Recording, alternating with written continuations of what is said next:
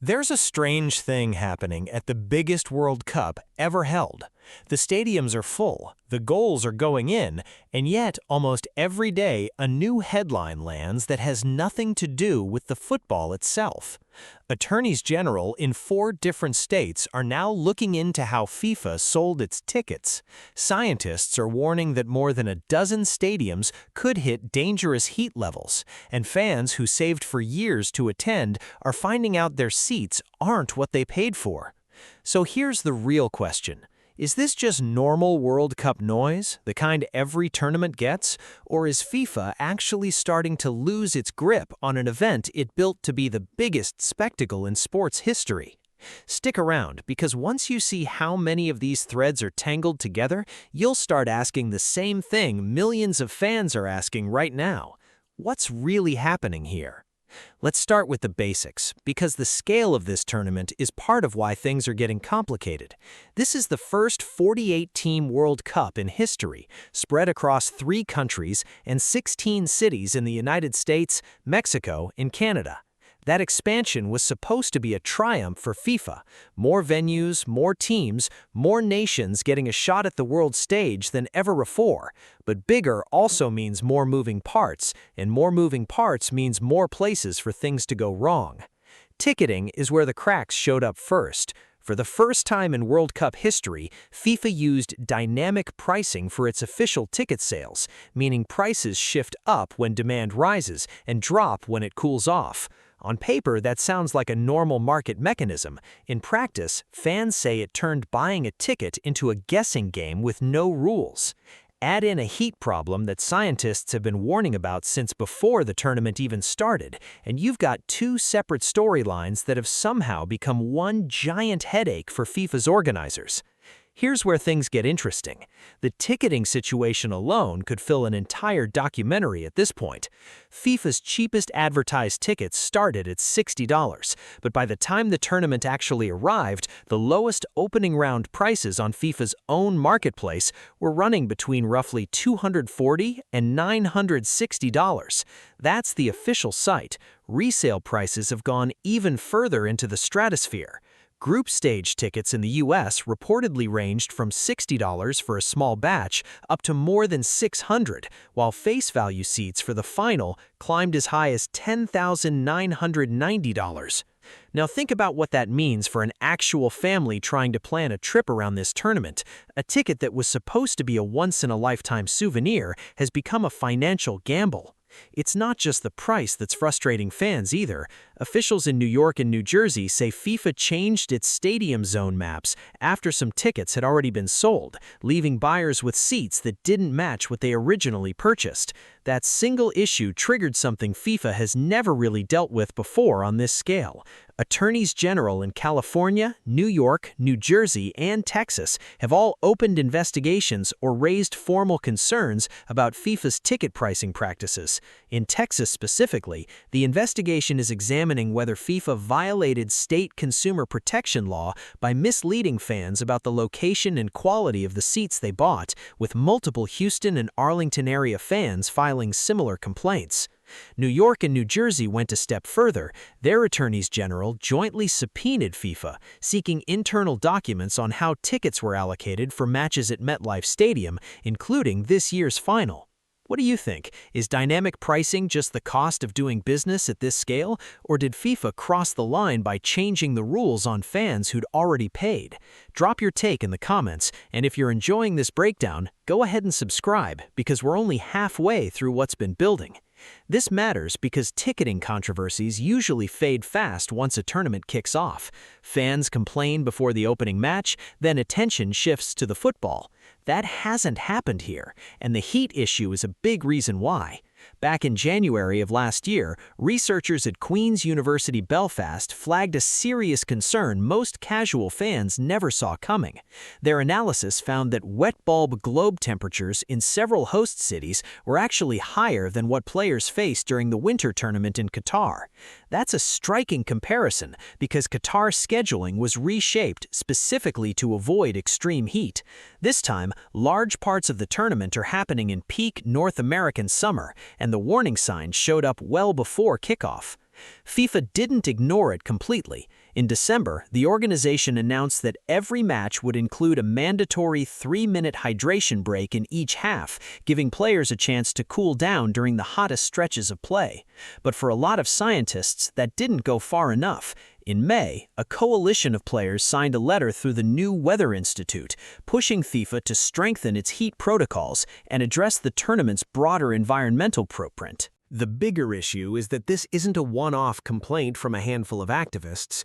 A group of scientists has gone on record warning that 14 of the 16 World Cup stadiums could exceed potentially dangerous temperature thresholds during the tournament window. Compare that to past tournaments. Qatar got heavily criticized for moving its dates to winter, but at least FIFA adjusted the calendar to fit the conditions. This time, the calendar was locked in years ago around broadcast windows and league schedules, long before anyone fully modeled what a North American summer would actually feel like inside a packed stadium. That's the difference that makes 2026 unique. FIFA built a heat mitigation plan around hydration breaks, while the climate science was already pointing toward a deeper structural problem. For the players grinding through these matches, the heat isn't an abstract talking point. It's something they feel in real time in front of tens of thousands of fans who paid a fortune to be there. A 3-minute break helps, but it doesn't change the fact that some of these stadiums sit in genuinely extreme conditions during peak afternoon hours. For fans, the experience cuts both ways. There's the electricity of being inside a sold-out stadium for the biggest tournament ever assembled, the chants, the flags, the sense that you're part of history. Would this affect your excitement for FIFA 2026, knowing what fans are dealing with just to get through the gates? Then there's the other side. Long security lines and extreme heat, tickets that don't match what was promised, and for some supporters, a much more direct obstacle. A number of fans have reported having their visas revoked shortly before travel, often tied to social media activity. And for them, the money already spent on flights, hotels, and tickets simply disappeared. One specific case underlines how far this has reached beyond fans. A referee was reportedly denied entry into the United States ahead of the tournament, raising questions about how travel and entry issues are affecting even the officials FIFA relies on to run matches. There's also a quieter, more contained storyline involving Iran. The team has been based exclusively in Mexico for the tournament, and Iranian fans have not been permitted to attend matches in the United States. FIFA hasn't issued any dramatic ruling here. It's simply a logistical reality shaped by the broader entry restrictions in place this summer. None of these individual stories is enough to call the tournament a failure, but stack them together: ticketing chaos, heat warnings, visa problems, a referee turned away at the border, and you start to see why so many fans are asking whether anyone is actually steering this thing. So where does this go from here? The best-case scenario is fairly straightforward.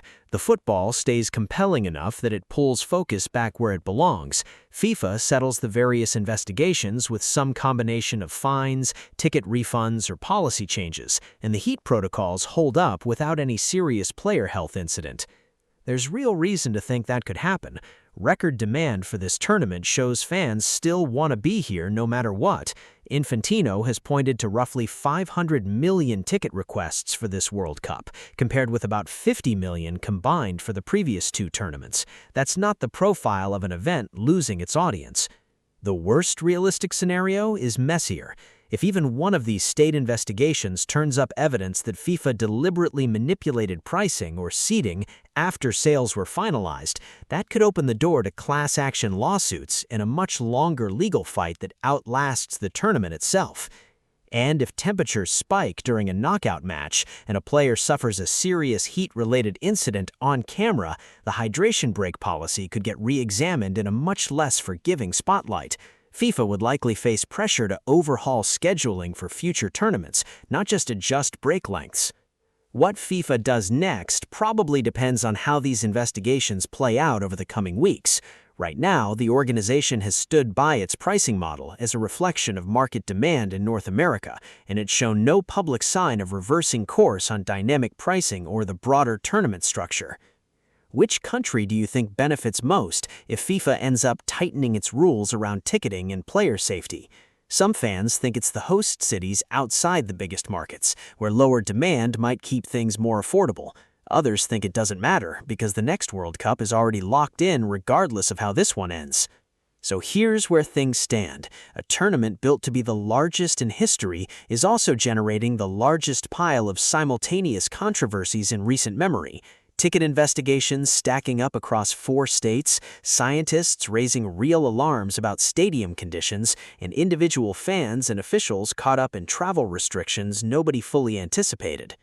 None of these means the World Cup is falling apart. The matches are happening, the stadiums are full, and for most fans inside them, this is still the trip of a lifetime. But it does mean FIFA is managing more chaos behind the scenes than it probably expected when it sold this as the greatest event humanity has ever seen. What do you think is the bigger threat to this tournament's legacy, the ticketing scandal or the heat concerns? Let me know in the comments, and if you want to keep following every twist in this story, make sure you're subscribed because this is far from over. This story is still developing, and as always, football never stays quiet for long. See you in the next one.